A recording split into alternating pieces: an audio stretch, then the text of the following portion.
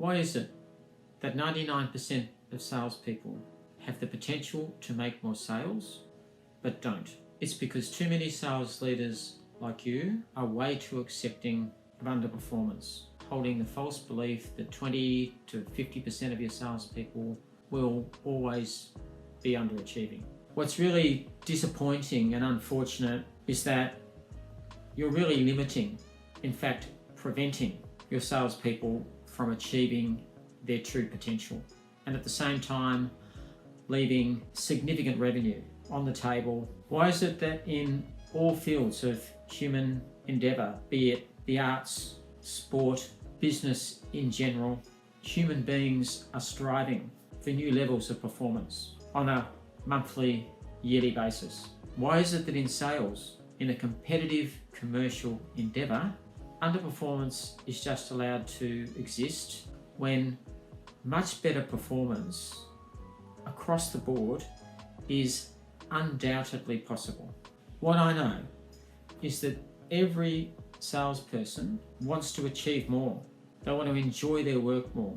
They want to achieve more success and get the recognition and the rewards that come with that success. There is only one key reason that most telephone salespeople are underperforming, and that's because they just don't know exactly how to do it better.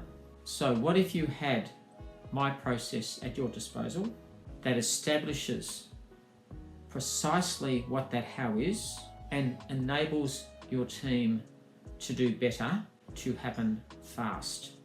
I've been around sales leadership, sales management for around 25 years now, specifically dedicated to sales performance improvement for the last 13 years full time. Too many sales teams are, in my view, just plain ordinary, just going along okay, struggling to meet their targets year after year. All too often, the detail of exactly what the formula of behaviours, skills and techniques is that causes sales to happen in a business is unknown. And one of the reasons for this is that the best salespeople are often promoted to the role of sales manager. What the research says is that a large majority of the most successful salespeople are unconsciously competent. And what that means is, intuitively, they know what to do when things happen in a call, but when they're asked to describe it, they can't specifically provide the detail around how or why it is that they do. And that inability to explain the detail makes it very difficult for those sales managers to coach and train their staff in the detail. Over the past 13 years, my business has been 90% referral and repeat business based. Nothing creates referrals and repeat business like your customer's success. So what I do is I distill the formula for success in that team's calls, we replicate it across the entire team, and sales go up. It's actually as simple as that. Here's a sneak peek at some of the companies we've helped. And our process looks like this: diagnose, prescribe, implement, measure and coach. And this process can happen in as little as 2 to 4 weeks.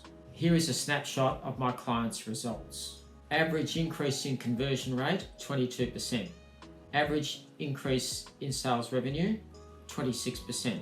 Average impact on call duration, negative 4.5%.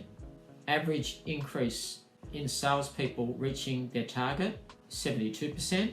Average reduction in post-sales cancellations or complaints, 17%.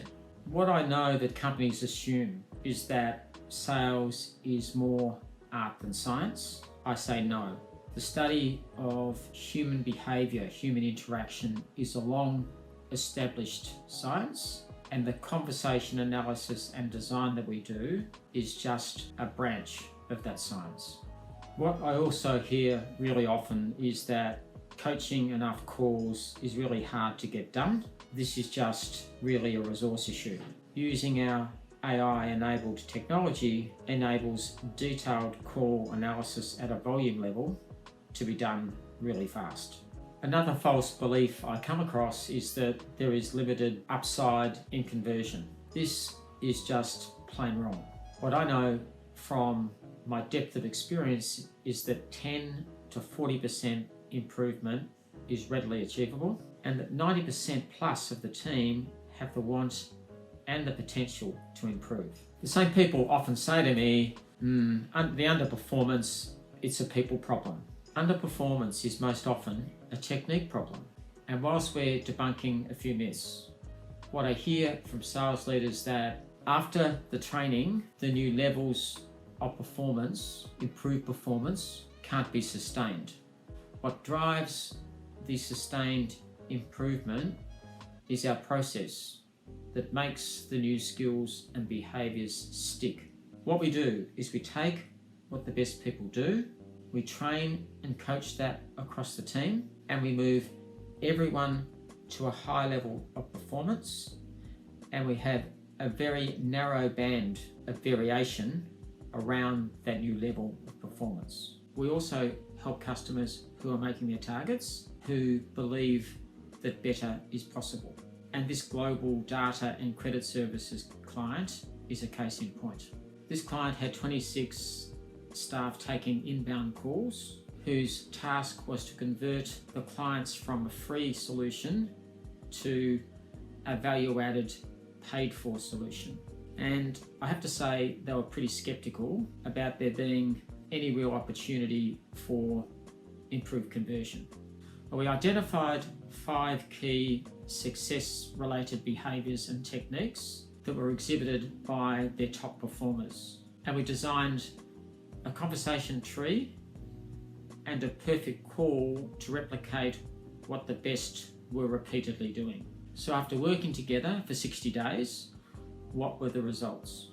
The conversion rate increased to 29.8%, with individual consultant conversion ranging after 60 days from 19.2% to 42.8%. And at the same time, average talk time reduced from 4 minutes 23 seconds to 3 minutes 51 seconds. Average handling time increased slightly from 4 minutes 45 seconds to 5 minutes and 12 seconds, and there was a 19% increase in conversion to a premium paid solution. So before I go into too much more detail, I want to be clear on a couple of things up front. My system is for you if you have a telephone sales team selling non-transactional solutions, and you have the telephone call files for us to analyse. One of your problems is likely to be that you struggle to find the time to consistently analyse and coach your team's calls, and you're interested in understanding the detail, and you're prepared to see the reality of the current situation, the good and the bad. You want to achieve and measure improved sales results. You're looking to develop a team of high performers, and you're open-minded around the level of conversion that really can be achieved. Stick with me and I'll show you the process we follow and how we actually analyse the calls. Now, I'm not obviously able to guarantee results. However, I have clearly achieved results for my clients over a 13-year period in a broad variety of industry sectors. So here is another one of our case studies. The client was a major Australian bank. The focus was 30 telephone sales staff receiving inbound calls from existing cardholders, upgrading them to a superior solution. The 2 problems we were solving for the client: first up, not meeting upgrade targets; second, selling the wrong solution to the customer too often. Here are the results. Conversion rate. Target was 15%. The after, at 30 days post-implementation, coaching 5 calls per salesperson per week, the actual conversion was 13.3%. And at 45 days after implementation, the conversion rate was 18.7%. Selling of a non-ideal customer solution was at 21% prior to our commencement, and at 45 days after implementation, it was at less than 2%.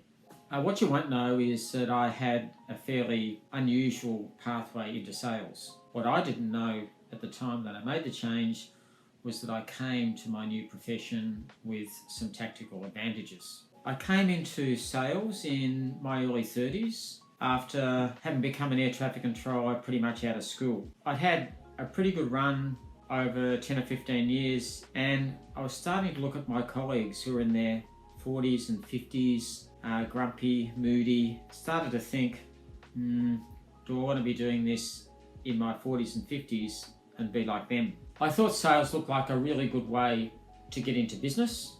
Low barriers to entry, freedom to make things happen if you're motivated in sales. And then there's the businesses you get to deal with and work with and help. Given my ATC background, I came to sales with a technique perspective right from the very start. I've always seen sales as 80% science and 20% art, when many of the sales profession see it as vice versa. And that technique focus, I think, has been a real advantage to me throughout my sales management and sales coaching career. My work these days in particular proves that's the case. The common theme around my work with clients isn't the industry sector or the size of the sales team. It's around delivering genuinely unique value to the client. For example, it could be uncovering sales process or sales technique problems that inhibit conversion. It could be finding unanticipated sales process or technique improvement opportunities. And very often, in fact, most of the time, it's about finding a solution that you, the client, could not have arrived at on your own. For me, every engagement is a new challenge, a new adventure, and I'm looking for what are those specific things that will unlock new levels of success for your sales team. Coming up, we're going to get into a deep dive of the process that we follow and how is it that we very specifically analyze and grade calls. Before we do that, I think it's worthwhile just running through a summary of the key issues, challenges and opportunities that our clients face, and this will help you decide whether you should hang around for the detail. Not producing desired sales results. Don't have the time and the resources to analyze the calls in detail. Listening and reviewing calls takes a lot of time. Understanding sales behaviors and techniques requires specialist knowledge. Calls not being able to reviewed at a sufficiently detailed level to unlock any decent insights. Preparing and providing detailed coaching and feedback is labor and time intensive. Opinions about who has the best technique can often be wrongly biased. For example, your top performer does not necessarily have the best technique. Not able to distill what it is that your best salespeople do that makes the difference. Some clients have the belief that their team just doesn't have the potential to perform any better. Over the past 10 or so years, I've developed a way to identify the strengths and weaknesses in your calls, where the opportunities are to improve. Sometimes it's just 3 or 4 things that can create a significant uplift in sales. Our 4-stage process is executed quickly. First up is diagnose. Review and analyze current call flow and technique. Identify successful existing behaviors. Identify unsuccessful existing behaviors. The second step is prescribe, where we highlight and incorporate those successful behaviors, and we add additional behaviors and techniques from our past work and experience. The third step is implement, where we introduce and train the updated call flow and selling technique. The final step is measure and coach, where we track the accuracy and consistency of execution, measure results, continue coaching to truly embed the new behavior, and make minor adjustments as required. The time frame for those 4 steps is as short as 2 to 3 weeks. Now let's get into the detail of how you can review and analyze your calls to arrive your perfect call. First up, analyze only successful calls. like most things in life, success will leave the best clues. Next, you need to establish 4 categories based on current sales performance.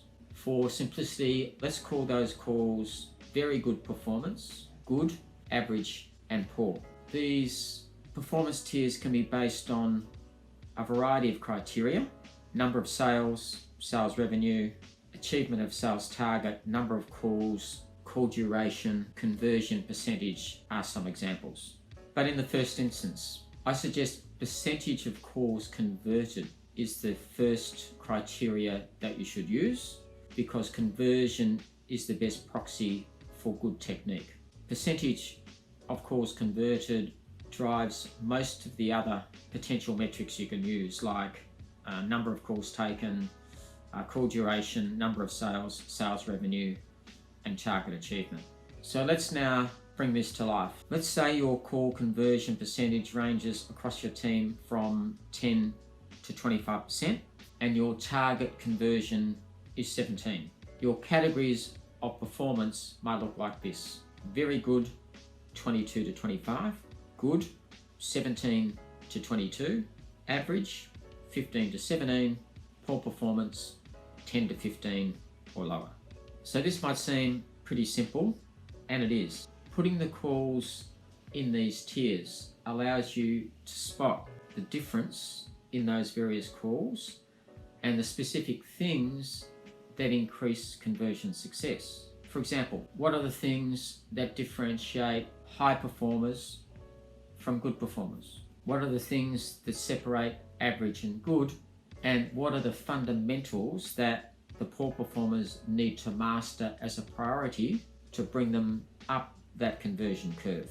In the very first instance, your priority may well be getting poor and average performers moving upwards towards target, but a caution is that your work should always be done in the context of knowing what that perfect call looks like, not just putting patches on those poor and average calls. Now that we have some categories in which we've grouped the calls, let's agree some criteria around which we'll look at those calls by category in more detail.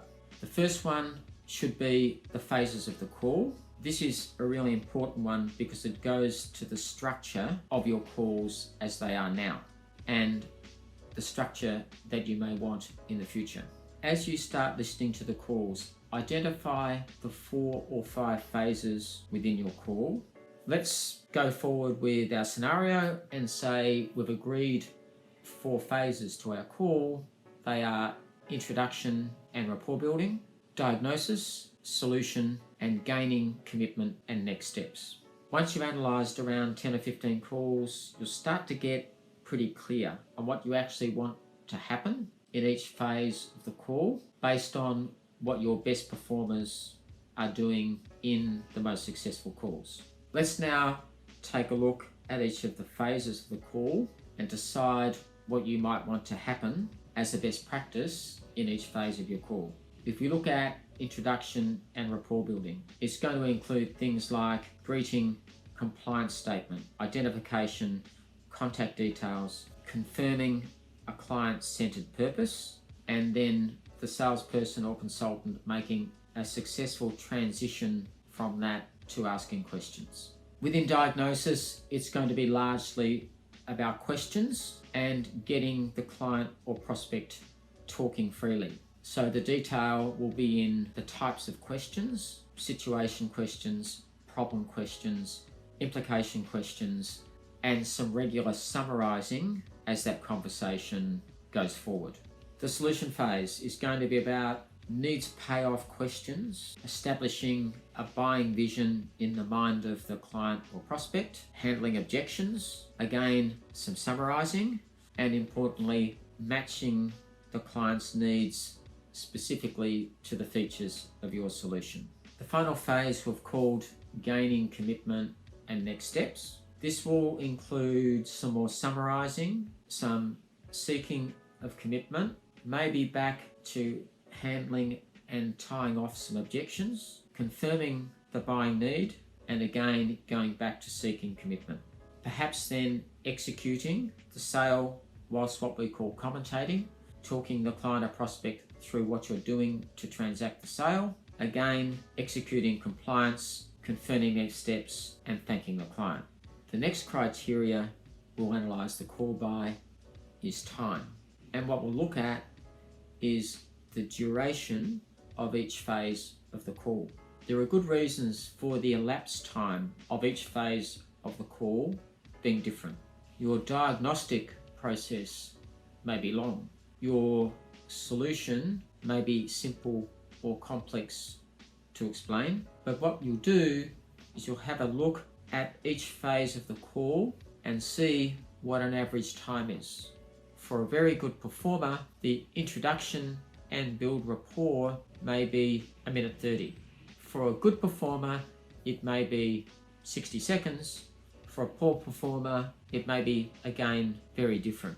Your best operators are more structured, so their time spent in each phase of the call will be more consistent.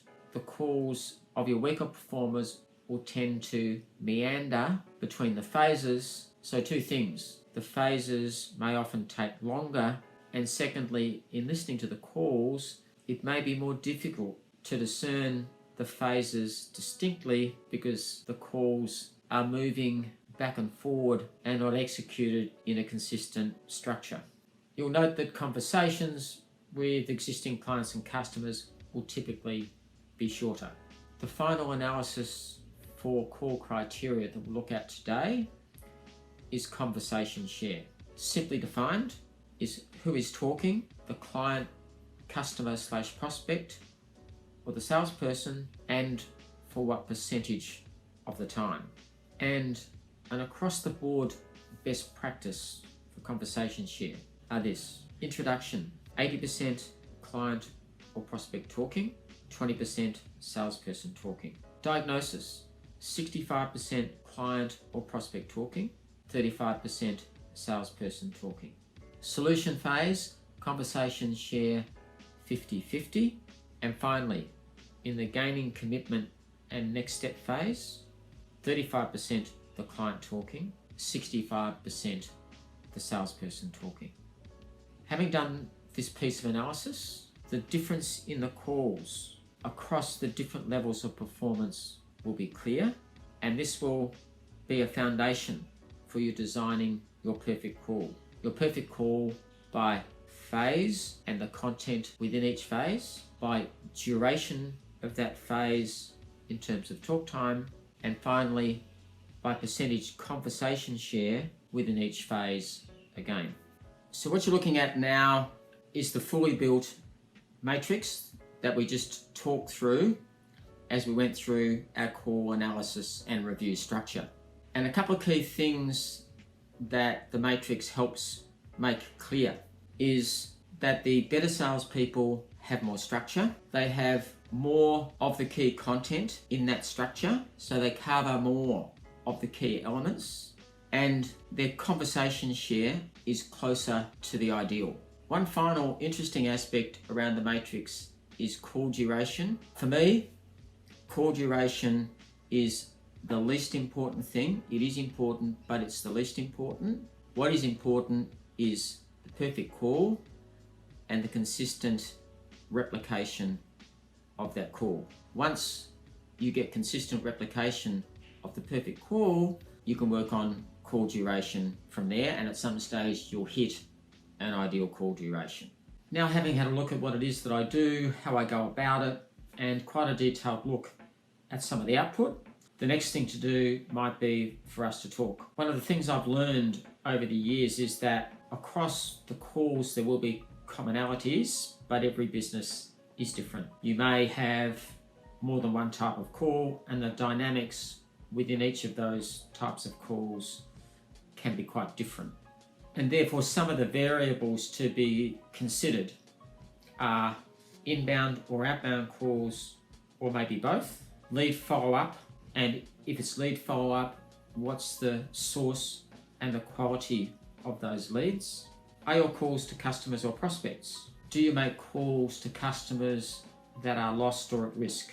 What's the complexity of the solution you're selling?